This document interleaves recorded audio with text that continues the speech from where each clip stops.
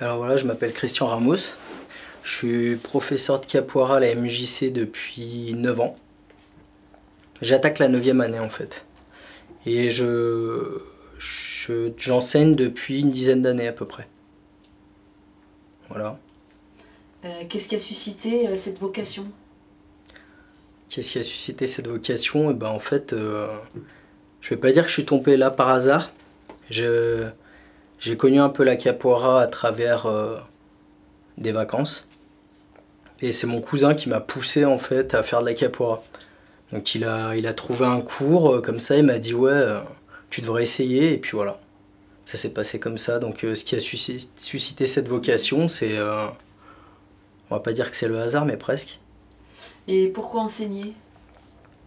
Bah, je pense que ça coule de source quand on fait un sport depuis longtemps, qu'on s'entraîne depuis longtemps, et qu'on sent qu'on a un potentiel qu'on veut développer.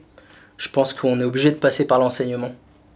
Parce que l'enseignement, en fait, c'est la continuité de l'entraînement. C'est-à-dire qu'on apprend, et après on apprend à enseigner, en fait. Donc on apprend plus de choses sur nous. Je pense qu'un bon prof, comme un prof de karaté, de judo, ou peu importe le sport, à travers ses entraînements, il ressent le besoin d'enseigner derrière. Est-ce que tu peux décrire une séance de capoeira? Capoeira, c'est physique, mais c'est à la portée de tous, je dirais. Moi, quand j'ai commencé la capoeira, j'étais pas forcément super physique, souple. Ouais, je l'ai appris. C'est surtout l'entraînement. C'est comme tout le reste, comme tous les sports, l'entraînement, c'est le primordial. Plus je m'entraîne et plus je vais m'améliorer, plus je vais devenir souple. Enfin, je pense que c'est à la portée de tout le monde, vraiment. Qu'est-ce que tu penses que les adhérents viennent chercher? Bah, ça dépend, il y en a qui viennent pour le loisir. Il y en a d'autres qui viennent rechercher une certaine forme de culture. Ils en ont entendu parler, donc ils se sont intéressés. Et du coup, ils viennent pour ça. Puis il y en a d'autres vraiment qui viennent pour aussi se faire des amis. Parce que la capoeira, en général, c'est le groupe, il est très soudé. Donc au-delà du fait qu'il y ait des gens qui partent, on reste toujours en contact. Donc la capoeira, c'est quelque chose de vraiment familial. C'est un peu l'histoire de l'activité qui veut ça? Ouais, je pense, ouais.